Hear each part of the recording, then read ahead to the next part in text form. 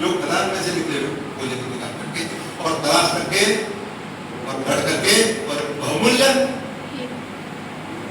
हीरा समाज को आप मेरे बच्चे को स्वच्छता दे दी, ईमानदारी देगी, कर्तव्य निष्ठा देगी और कल जिस पद पर जिस संस्था में जाएगा और अंबाजी गुजरात से लेकर कामाख्या आसाम तक सभी को जैसे परिवेश के लिए मानववाद के कल्याण के लिए संकल्पित कराती है, वही संस्कृति भारतीय संस्कृति है।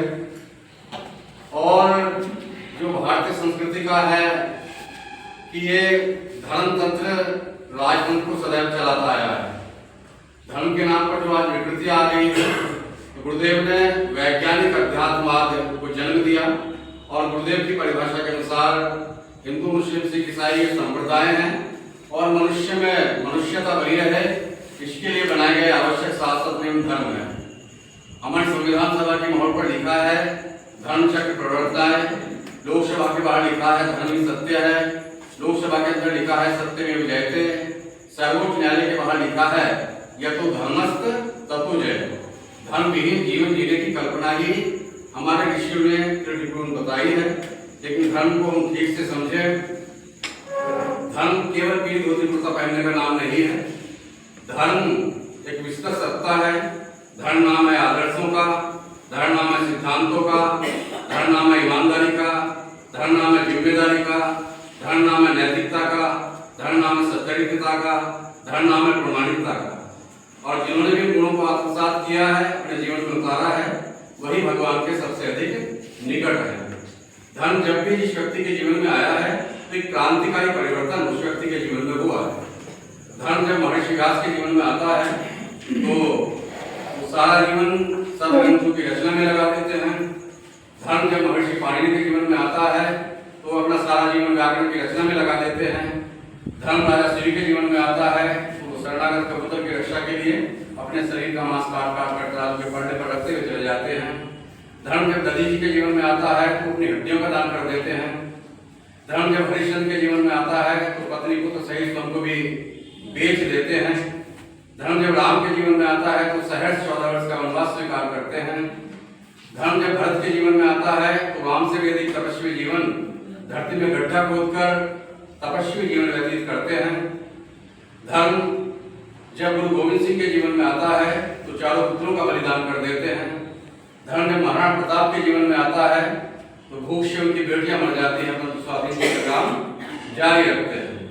धर्म जब पंडित श्री राम शर्माचार्य जी के जीवन में आता है तो जमींदार परिवार में जन्मे थे और सारी जमींदारी सारी संपत्ति माता जी अपने गहने सब कुछ युग निर्माण योजना गायत्री तपोभूमि मथुरा के लिए शांति के निर्माण के लिए आमनखेड़ा जो गुरुदेव का गांव है वहाँ अस्पताल बनवाने में इंटर कॉलेज डिग्री कॉलेज बनवाने में लगा देते हैं, सारी संपत्ति लगा देते हैं। और कठोर तपस्या आप लोग कार्यकर्ता लोग आपको बताते रहते हैं कि 24 लाख के 24% गुरुदेव ने केवल गाय को जौ खिलाकर गोबर से संस्कारित छाछ के आधार पर संपन्न किए और गायत्री को सिद्ध किया और मनुष्य में देवत्व का उदय को स्वर्ग बनाने का संकल्प लिया। तो धर्म बहुत बड़ी चीज है। धर्म जब शिवाजी के जीवन में आता है तो अर्ध दिशा में अर्जुन उर्वशी को मां का सम्मान देते हैं तो छत्रपति शिवाजी शत्रु के पुत्र बलु को मां कहकर संबोधित करते हैं। हमारे यहाँ वेदों में वैदिक रूप में आप चले जाएं तो विश्वाड़ा मैत्रेय घोषा कई सारे नारियों के नाम मिलते हैं जिन्होंने हमारे वेदों की दिशाओं की रचना की है।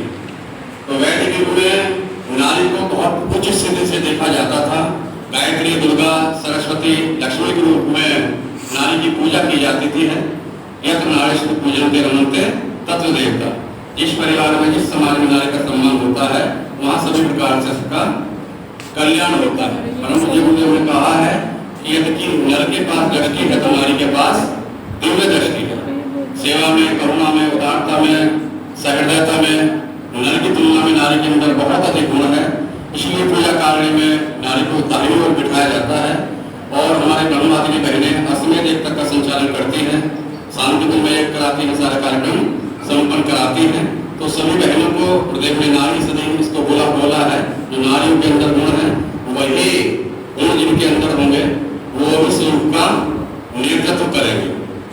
तो हम सभी आपसे प्रार्थना करते हैं कि शांतिपुर है, देव संस्कृति विश्वविद्यालय है, आप अपने विद्यालय को ग्रुप के साथ वहाँ ले जाएं। वहाँ आवास की, भोजन की, प्रशिक्षण की सब व्यवस्था निःशुल्क रहती है। और जो भारतीय संस्कृति अभियान ये लगभग सभी देशों में चल रहा है और भारतवर्ष में, नेपाल में तो बहुत सघन है।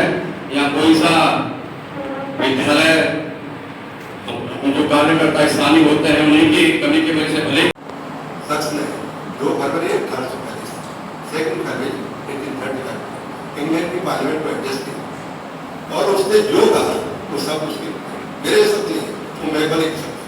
उसने कहा वो भारत में पूरे से पश्चिम, उत्तर से दक्षिण तक पूरे देश में मिला है। उस देश में कोई हमें अपराधी नहीं मिला, चोर नहीं मिला, कोई चक्का नहीं मिला। वहां के सारे निवासी नागरिक ईमानदार है, सत्यनिष्ठ है, कर्तव्यनिष्ठ है और अपने राष्ट्र, अपने संस्कृति के लिए वो अपने जीवन को कुर्बान करने का हक तैयार है। अपने राष्ट्र के लिए और अपनी संस्कृति के लिए कोई भी त्याग करने वाला प्रत्येक भारतवासी हर समय तैयार है। उस देश की स्थिति ये मैकले ने कहा, मैं नहीं कह रहा हूं, और इंग्लैंड के पार्लियामेंट और मैंने ये पाया इसके पीछे उस देश की संस्कृति और उनकी संस्कार परंपरा है। हमारे ऋषियों ने क्या कहा कि जब मनुष्य जन्म लेता है, जन्म से लेकर के संसार होने तक उसके जीवन में 16 टर्निंग पॉइंट आते हैं। उसके जीवन काल में 16 विशेष चरण आते हैं, काल आते हैं। जन्म होता, उसके बाद नामकरण का है और दूसरे विद्यारंभ का, आदि संस्कार और अंतिम संस्कार। ऐसे 16 संस्कार मानव के थे। उन संस्कारों के द्वारा उस सामान्य मानव को देव मानव, ये थी भारतीय संस्कार। इस चीज को उसने पेश है। सबसे पहले तो जो उसमें हमने ये भी दिखा, उनमें जो निष्ठा है वो उनकी गुरुकुल परंपरा, शिक्षा परंपरा है, उससे ये आदर्श है। हमें सबसे पहले उनकी संस्कारों के खिलाफ में उनको हमें अपने और उन भारतीयों के बीच काले अंग्रेज पैदा करने पड़ेंगे, थोड़ा अंग्रेज सिखा करके उनको अपना लोकल सामना करके उनके माध्यम से बात करें। तो सबसे पहले मैकले ने शिक्षा एजुकेशन पॉलिसी बनाई और दुर्भाग्य से आज तक वो मैकले की जो पॉलिसी है हमारा पीछे 1947 में हम आजाद थे, सब कुछ हुआ, देश में विकास हुआ, लेकिन उस समय देश परेशान था और उसको विकास आगे रास्ते लोग के बहुत क्षेत्रों में, लेकिन शिक्षा में जो होना था वो नहीं। बहुत दिन नहीं गवर्नमेंट के ऊपर बहुत संख्या बनी, शिक्षा का विस्तार हुआ। हमारा जो टैलेंट है भारतीय वो विश्व में छाई है। किसी दूसरे मुल्क को यदि कुछ चला रहा है तो इंडियन टैलेंट है, लेकिन दुर्भाग्य से मित्रों जो हमारी शिक्षा की चिंता थी वो हमने क्यों जो शिक्षा में मानव बनाती थी, इंसान बनाती थी, वो शिक्षा हमारे बुजुर्ग कहते थे विद्या ज्ञान की 2 धाराएं होती हैं, शिक्षा और विद्या। शिक्षा वो है जो आप अपने भूगोल पढ़ लिया, विश्व के बारे में जानकारी पढ़ने के बाद आपने गणित पढ़ लिया, आपने फिजिक्स पढ़ ली, इसके बारे में जान लिया। लेकिन आत्मविद्या जब तक आप नहीं तो आप मानोगे नहीं सकते, आप तुम शरीर से दिखाई नहीं सकते मानो। लेकिन जो मानवीयता आप में होती, जो गरिमा आपके जीवन में होनी चाहिए, जो श्रेष्ठता आप में होनी चाहिए, ऋषि पुत्र में जो होनी चाहिए, एक भारतीय नागरिक होनी चाहिए, वो गरिमा गुरुदेव कहते थे मेरा स्वप्न एक विद्यालय का निर्माण है जो अच्छे इंसान, नेक इंसान और सच्चे इंसान का भारतीय संज्ञान ये है कि आज के विद्यालय में अध्ययनरत जितने भी छात्र छात्रा है ये क्या क्या निर्माण। दुर्भाग्य से हमारे देश में क्या हम कहते वो मास्टर है, अब वो देखना पुलिस को बना दिया तो भी जाने ये इसका सबसे बड़ा समाज का सबसे बड़ा सबसे बड़ा श्रेष्ठ पद व्यक्ति सम्मानीय देश का समाज का वो अपना क्यों गुरुदेव। अभी आप सुना करेक्टर चरित्र के बारे में बताया हमारी पढ़ाई है। एक संस्कृत श्लोक है, दत्तम यत्ने संरक्षित वित्तम यात आयाच्य क्षीणो वृत्त हतो होता है। वृत्तम यत्न वृत्तम करेक्टर चरित्र को यत्ने संरक्षित प्रयास से रक्षा करनी चाहिए। वित्तम यात आयाच्य तो आता है और चला जाता है। क्षीणो वृत्त है, ढंग से कमजोर है, क्षीण है, लेकिन क्या है क्षीणो वृत्त हतो होता है। करेक्टर से जो गया है, चरित्र से गया है, हतो होता है, मरे हुए से विभक्त होता है। इसमें किसी कवि ने कहा है, money lost nothing lost, health lost something lost, character lost all thing lost. समझ गया? तो केवल क्या था, अभी हमने खेत थोड़ा सा हरा भरा देखा था, उपजाऊ लगा मुझे, केवल बीज आरोपण किया गया है। आगे जो है ये परिणित हुआ उगेगा, इस आशा के साथ में जाएंगे बताएंगे। ठीक है, तो ये आप लोग जल्दबाजी करेंगे। 140 देशों की 140 जो जनसंख्या है अपने अपने देश की, उससे ज्यादा भारत में शिक्षकों की संख्या है। अब एक बार शिक्षक ठान ले तो ये देश का विश्व का कायम हो जाएगा। बहुत बड़ी एक साथ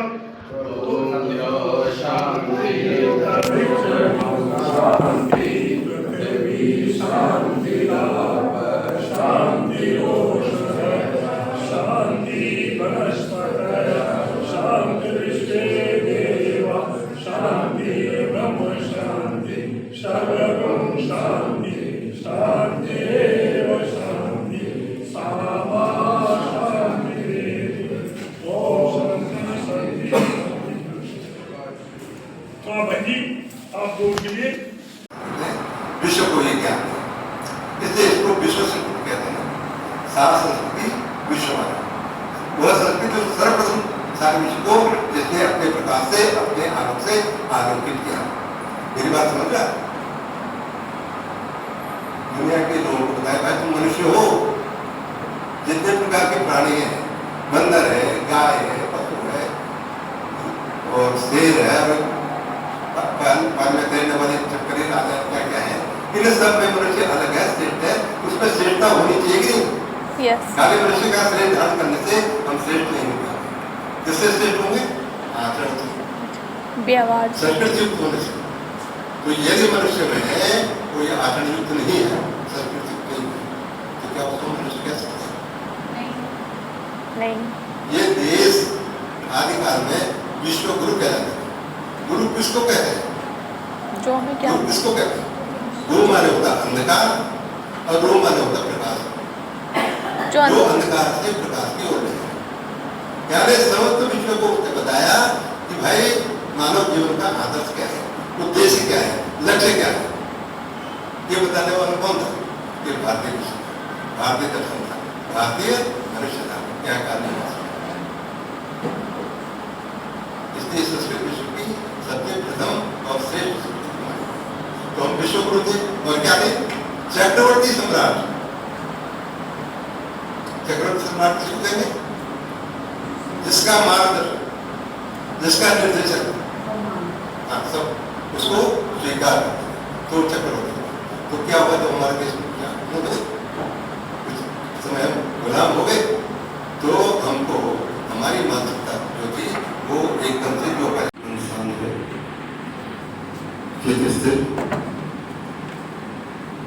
सबके कल्याण हुआ, सबके लिए उज्जवल भविष्य मेरे साथ आप जुड़ा गए। उस प्राण स्वरूप दुखनाशक सुख स्वरूप श्रेष्ठ परमात्मा को हम सब अपने अंतःकरण में धारण करें। वह परमात्मा हम सबकी बुद्धि को हम सबकी बुद्धि को सतत सम्मान पर आगे बढ़ाए।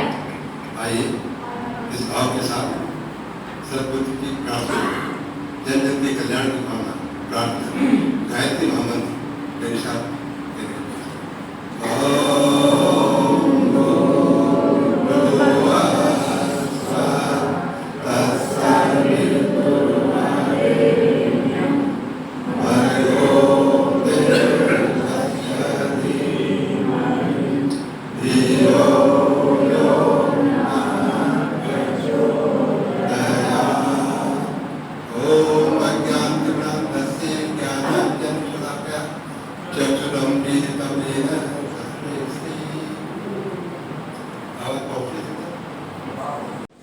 जो मेरे शांतिपुर से भाई लोग आए हुए हैं और जो बाहर से प्रधानाचार्य या शिक्षक आए हैं उनका आभार व्यक्त करती हूँ, जो कि उन्होंने बहुमूल्य समय दिया।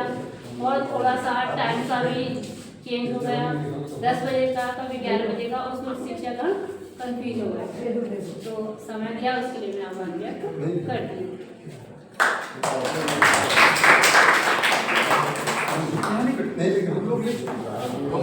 जो अध्ययन है आने वाले समय का राष्ट्रपति है, वो सेना नायक है, वो डॉक्टर है।